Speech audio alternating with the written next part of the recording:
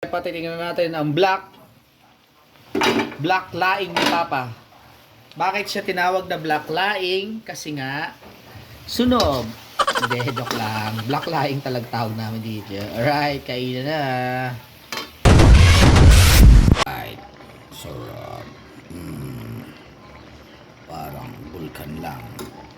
Parang lava, no? Mausok-usok.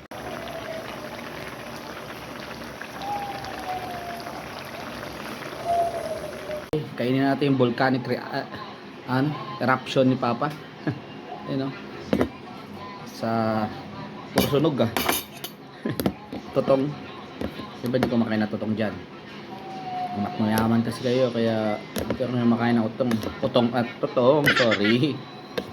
Ang utong sa ibang lugar ay latoy o sitaw.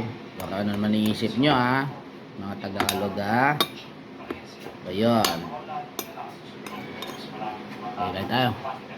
Totong. Top.